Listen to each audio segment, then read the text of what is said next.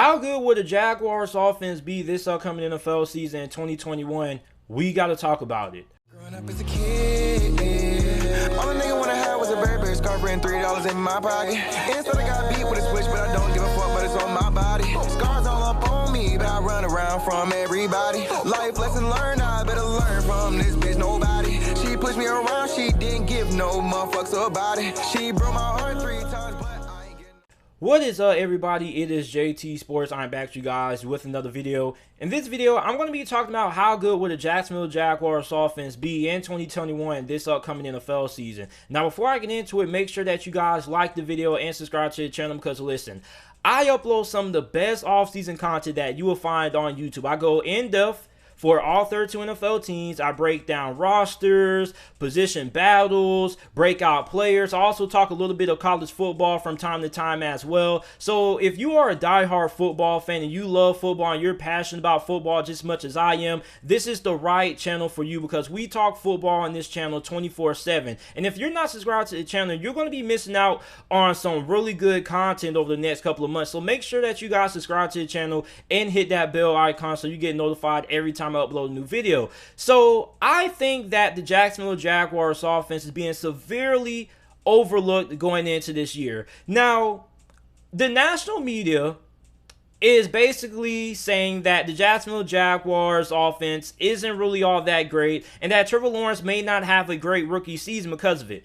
That is incredibly false. Okay, like, I don't understand why the national media talks about the Jacksonville Jaguars in such this negative light. Like, I understand the Jaguars have been one of the worst teams in the NFL for pretty much the entire decade, aside from that 1 year, a couple of years ago when they went to the playoffs. But as somebody who lives in the city of Jacksonville, I feel like I have to defend the Jacksonville Jaguars. And I'm not a Jaguars fan, by the way. You guys see that in the background. I am a Pittsburgh Steelers fan. But I've lived in Jacksonville for pretty much my whole entire life. I moved from the city of Atlanta like when I was 3 years old, and I pretty much lived in Jacksonville for my whole entire life ever since then. So listen, the Jaguars offense is going to be the best offense they have ever had in a very long time. Like, I can't remember the last time the Jacksonville Jaguars had an offense this talented. Like, the national media is just so wrong about the Jaguars offense this year that it's really embarrassing, okay? The first misconception that everybody in the national media has about the Jacksonville Jaguars is that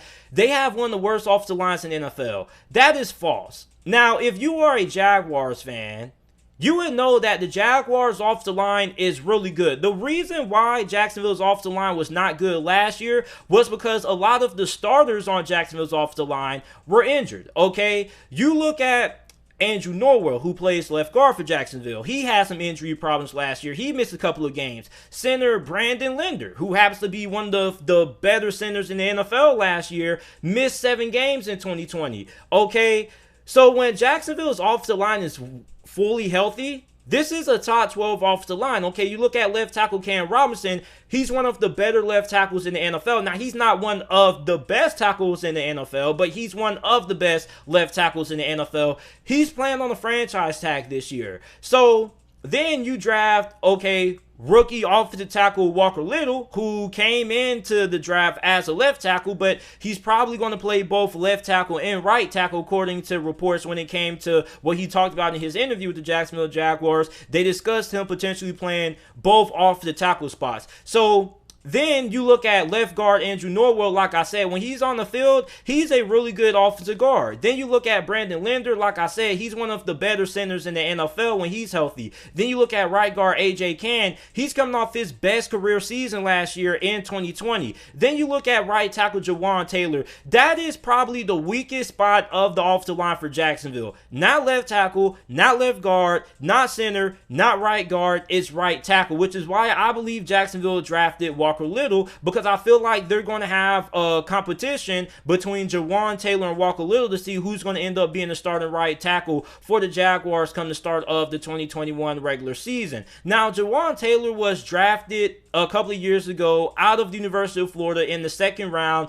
and he was supposed to be a top 10 pick. He was supposed to be the best offensive tackle in that draft class. So he drops all the way to the 2nd round, and Jacksonville picked him up. Now, he has not lived up to the level of expectations that a lot of people had in place for Jajuan Taylor, which is why Urban Meyer and Jacksonville went ahead and drafted some competition. And I believe that we're probably going to see Walker Little move to right tackle, and they're going to have a position battle to see who's going to end up starting at right tackle. But aside from that, aside from the right tackle position, the Jacksonville Jaguars offensive line is really good. I feel like this is a top 12, top 13 unit when everybody is healthy and when everybody was on the field. Everybody's saying that Jacksonville's offensive line is not good because of last year, and that was because of the injuries. But when they're fully healthy, this is a really good unit. On top of that, the Jacksonville Jaguars have a loaded skill position group. Like, they're loaded at wide receiver, they're loaded at running back. Like, Trevor Lawrence has all the weapons in his disposal to have a really good rookie season for Jacksonville. Like, the wide receiver position,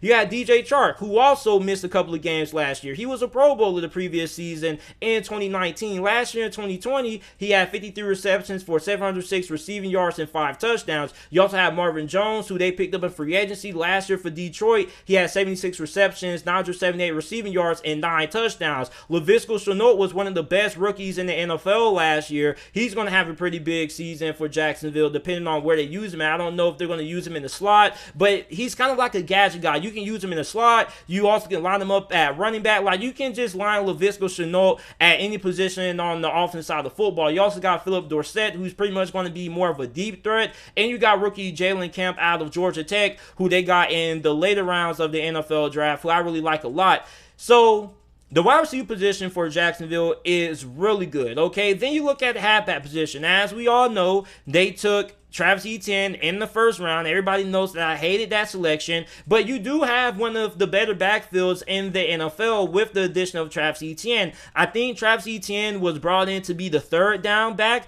I don't really, like, they're going to split carries. Him and James Robinson are going to split carries, but I think in terms of who's going to get more of the workload, I think it's going to be James Robinson, because last year James Robinson was one of the best rookies in the NFL. He was an undrafted rookie free agent. He had 1,070 rushing yards, 7 touchdowns, averaged 4.5 yards per carry. Also had 344 receiving yards on 49 receptions and 3 receiving touchdowns.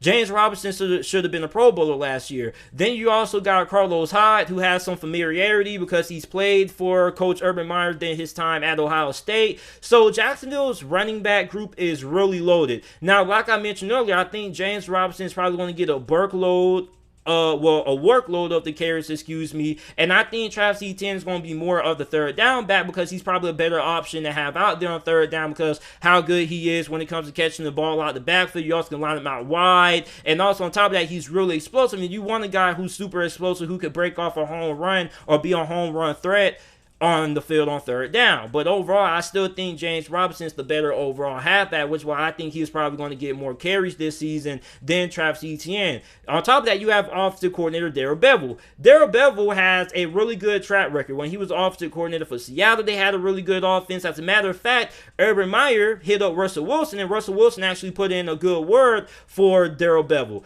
And you look at what Darrell Bevell did with the Detroit Lions offense over the last couple of years. The Lions offense has been really good under Bevell. Now, last year, Jacksonville had one of the worst offenses in the NFL. Statistically, they were pretty much in the bottom of the league in every stat possible on offense. They were 27th in yards per game. They were 30th in points per game scored, scoring only 19 points per game. They were 21st in pass yards per game, and they were 29th in rushing yards per game as well. So I think that the Jacksonville Jaguars are probably going to have the best offense they've ever had over the last couple of years, and that probably could be doggone near a decade. Like, I think the Jaguars could have the best offense they had since David Garrard in his prime. Now, they also had a really good offense the year Blake Bortles threw for like 40 touchdown passes. I forgot what year that was. Like, I don't really remember. Was it 2016? I think it was. I think it was 2016. I can't remember. But I know there was one year when Blake Bortles had like near like 40 touchdowns and things like that. I can't really remember it off the top of my head. Somebody let me know down in the comment section down below. But that's the last time I remember Jacksonville kind of like having a really explosive offense. And pretty much that offense wasn't really all that explosive because they were scoring a lot of points in garbage time because they were down in the majority of their games that season. So for Jacksonville, you have the most talented offense that you've had in a very long time. You have you know, DJ Chark, a Pro Bowl caliber wide receiver. You have Marvin Jones, who is a really good number 2 option. You also got tight end Tyler Eifert. Now, Tyler Eifert had 36 receptions for 349 receiving yards and 3 touchdowns last year. If he can stay healthy, I think he can prove to be a very good player in Urban Meyer's offense. So Jacksonville's offense is going to be a lot better than what the national media is leading a lot of you guys to believe. And a lot of you guys probably are listening to the national media about what they're saying about the Jacksonville Jaguars, because let's be honest, not a lot of people are really watching Jacksonville Jaguars play. Like, unless you live in the city of Jacksonville,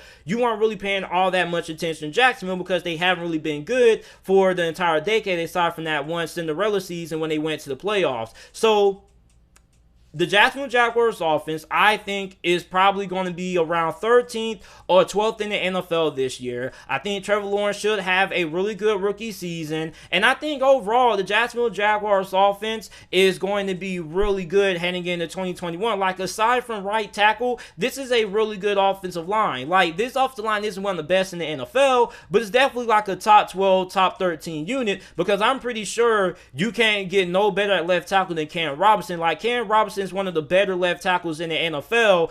And that being said, if he ends up being a free agent and has a good season, he's going to end up being one of the highest paid offensive linemen in the NFL, because it's very hard to find even a solid left tackle in the NFL, which is why you see guys like Andrew Whitworth still playing, why Trent Williams, left tackle for the 49ers, got that massive contract despite being in his 30s, because listen, it's hard to find a left tackle. When you find a franchise caliber offensive tackle that's at least like even solid or serviceable, especially if he's a left tackle, you're going to want to keep him around. That's why we see a lot of the older left tackles in the NFL making so much money, because those teams don't want to let those guys walk away. They don't want to let Andrew Whitworth retire. The Rams don't, because it's very hard to find a very good starting left tackle. So I think Cam Robinson is going to be really good playing on the franchise tag this year. He's trying to get paid. Andrew Norwell, Brandon Linder, if they're able to stay healthy, then the Jacksonville Jaguars offensive line is going to be pretty good as well. So this is it for this video. How good did you guys think the Jaguars offense will be this upcoming season? Make sure that you guys like the video, subscribe to the channel for more NFL videos and content, and thanks for watching.